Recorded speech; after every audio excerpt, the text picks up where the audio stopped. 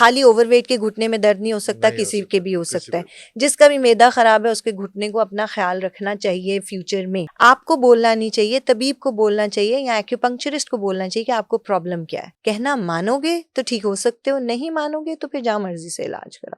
तो हर हर्ब्स को भी लेने के लिए आपको अपनी बेस लाइन मौसम पता होना चाहिए। जितना इम्पोर्टेंट आपका पता होना है कि आपका ब्लड ग्रुप क्या है, उतना ही इम्पोर्टेंट आपका पता होना है कि आपकी मिजाज क्या है, आपकी पर्सनैलिटी क्या है, क्योंकि फिर you can find your super foods.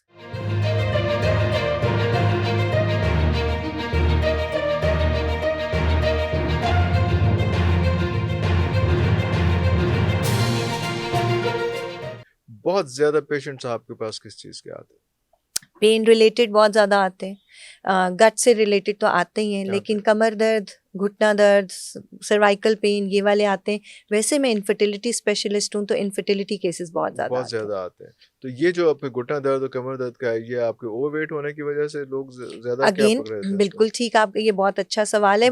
खाली ओवरवेट के घुटने में दर्द नहीं हो सकता, किसी के भी हो सकता है। जिसका भी मैदा खराब है उसके घुटने को अपना ख्याल रखना चाहिए फ्यूचर में, तो अपने मैदे ठीक रखने चाहिए। बता दें कि किस किस वजह से कौन कौन सी चीज होती है ज्यादा आसान है? घुटने की वजह आप कह रहे हैं कि मैदा खराब होगा तो घुटने में दर्द होगा। ऐसा ही है, क्योंकि देखो सारे हमारे हमारी खराब कर दिया आज। पॉइंट इज वो अगेन मैं बात कर रही हूँ, आप कुछ भी इलाज करा रहे हो। बड़ा मुझे जरा ज्यादा बेहतर लग रहा है कि बजाय कि आप इनटेक करें और मैदे में मुख्तलिफ किस्म की हर्बल्स या कोई भी हर्ब्स डालें या कोई एलोपैथी मेडिसिन डालें, अगर आप नीडलिंग से इसको क्योर कर सकते हैं बिल्कुल कर सकते हैं, क्योंकि मेरे पास अल्हम्दुलिल्लाह या डेफिनेटली अगेन आपके पॉडकास्ट के हवाले से, आपके प्रोग्राम के हवाले से मैं बात करूंगी कि हर सॉरी टू से फिजियोथेरेपिस्ट अगर वो एक्यूपंक्चर की प्रॉपर स्टडी नहीं किया हुआ तो वो आपको हेल्प आउट तो कर रहे हैं, आपके एनर्जी बैलेंस नहीं कर रहे। सो आप अपना माइंड मेकअप ना करें कि मुझे देखिए अगर फिजियोथेरेपिस्ट है तो ही नोज कि नर्व को कैसे बचाना है या मसल को कैसे सेव करना है, तो इतना डेंजरस नहीं है, लेकिन इतना हेल्पफुल नहीं है। और फिर आप उसको टैग लगा देते, नहीं जी हमने तो एक्यूपंक्चर भी कराया, आराम नहीं आया। आपने एक्यूपंक्चर नहीं कराया, आपने हाशी पॉइंट पे एक रेगुलर प्रिक कराई है। Acupuncture is something very different. उसके लिए मैं हमेशा कहती हूँ कि अगर आपको किसी तबीब, किसी वैदिक डॉक्टर या किसी ट्रेडिशनल मेडिसिन स्पेशलिस्ट से इलाज कराना है तो आप उसका लिटमस पेपर टेस्ट कर लो। वो टेस्ट क्या है, आपको बोलना नहीं चाहिए, तबीब को बोलना चाहिए या एक्यूपंक्चरिस्ट को बोलना चाहिए कि आपको प्रॉब्लम क्या है। So how do you start? I just read pulse. I'm famous in pulse reading. People think कि ये कैसे हो सकता है, लेकिन ये होता है अल्हम्दुलिल्लाह। मैं हमेशा कहती हूँ मेरी फील्ड की डिमांड है, if you can read the patient don't treat the patient. आप पढ़ ही नहीं सके, नहीं करना कि मुझे क्या बता रहा है, उस पे एतबार करेंगे, वो हमारे पे एतबार करने लग जाएगा जब आप बताने शुरू हो जाएंगे उसके बोलने से पहले कि हाँ मुझे तो ये भी प्रॉब्लम है, ये भी प्रॉब्लम है। अब उसको जैसे अगर हम ये जज कर सकते हैं कि प्रॉब्लम है क्या, तो फिर उसको सही करने के लिए पेशेंट से मेरी ये एक रिक्वेस्ट होती है, सरेंडर एंड सबमिशन। कहना मानोगे तो ठीक हो सकते हो, नहीं मानोगे तो फिर जहाँ मर्जी से इलाज करा। Simple. Pulse, how do you read pulse? It's different techniques in traditional Chinese medicine, उसमें अंदर भी मैंने एमडी किया, पल्स रीडिंग का एक पूरा कोर्स था। वेद में भी पल्स रीडिंग है और हिकमत में भी पल्स रीडिंग है।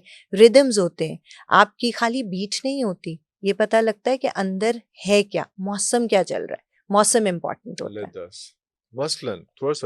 मसलन अब पल्स रीडिंग सिखाई तो नहीं जा सकती, जिससे लेट्स सपोज पल्स पे अगर आपने हाथ रखा, इसमें भी फ्रॉग है, स्नेक है, बिल्कुल मैं भी उसको और आसान लफ्जों में बता देती हूँ। आपने पल्स पे हाथ रखा, अब ये ना हो कि सारे लोग अपनी पल्स पे हाथ रखें और अपने आप का डायग्नोसिस कर लें, लेकिन इट्स एक छोटा सा आपको मिसाल देती हूँ। पल्स पे आपने हाथ रखा, हाथ कभी भी पूरा उल्टा नहीं रखते, आपकी इंडेक्स फिंगर शुरू में होनी चाहिए, ठीक है।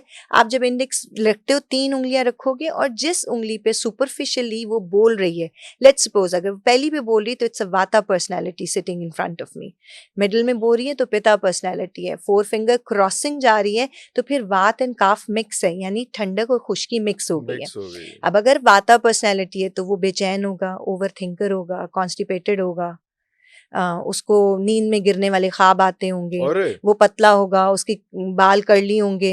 ये प्रॉपर डेफिनेशंस है और प्रॉपर साइंटिफिक डेफिनेशंस है इसके पीछे। ऐसा नहीं है कि बस आपने देखा, वो आपको पर्सनैलिटी जज करनी है। देखो हम मिट्टी के बने हुए हैं। एक वो हो गया, पिता हो गया। अब पिता पर्सनैलिटी, पिता क्या होगा? लीडरशिप क्वालिटी रखने वाला, ऐसा कि जिसको ऑर्डर देना आता है, CEO। वाता हमेशा मैनेजमेंट स्किल्स के साथ होते हैं, लेकिन पिता को आप बिजनेस का किसी भी जगह का CEO बना दोगे, वो ज्यादा अच्छा फ्लरिश करेगा। उसको फील्ड में ले जाओगे, उसको तो गुस्सा ही बहुत आता है, वो एब्रप्ट डिसीजंस लेता है, फौरन लेगा। वाता पर्सनैलिटी का इनडिसाइसिव होता है, ले लूं ना लूं, ब्रेनस्टॉर्मिंग करेगा। काफा पर्सनैलिटी वाता और पिता का ब्रिज होती है। मिट्टी पाओ, गाली ना करो, दफा करो, झगड़े से पीछे चले जाओ, रिलैक्स पर्सनैलिटी। वो लोग जिनको घर ऑफिस की रूटीन पसंद है, वो लोग जिनको सेलुलाइटिस है, वो लोग जो हाइपोथर्मिया, हाइपोग्लाइसीमिया, हर चीज उनकी बॉडी की नीचे जा रही है, काफा पर्सनैलिटी है। अब उनकी हर्ब्स डिफरेंट है। इस वाता पिता काफा से मैं आपको बताऊं कि जिस तरह लेट्स सपोज आपके पॉडकास्ट पे किसी ने आके कहा इसबगोल का छिलका कब्ज का इलाज है।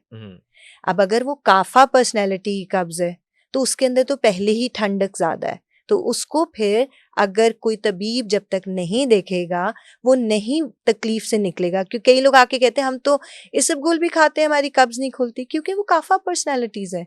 वो इसबगोल को जीरा सफेद के इसबगोल को जीरा सफेद के साथ खाएंगे तो उनकी कब्ज खुलेगी।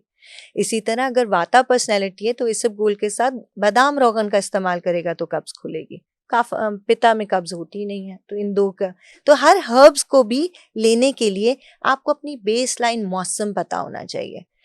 मैं हमेशा कहती हूँ कि जरूरी नहीं कि आप बीमार हो तो आप किसी वैदिक डॉक्टर के जाओ, बीमार हो तो किसी हकीम के जाओ, आप अपना मौसम पूछने जाओ।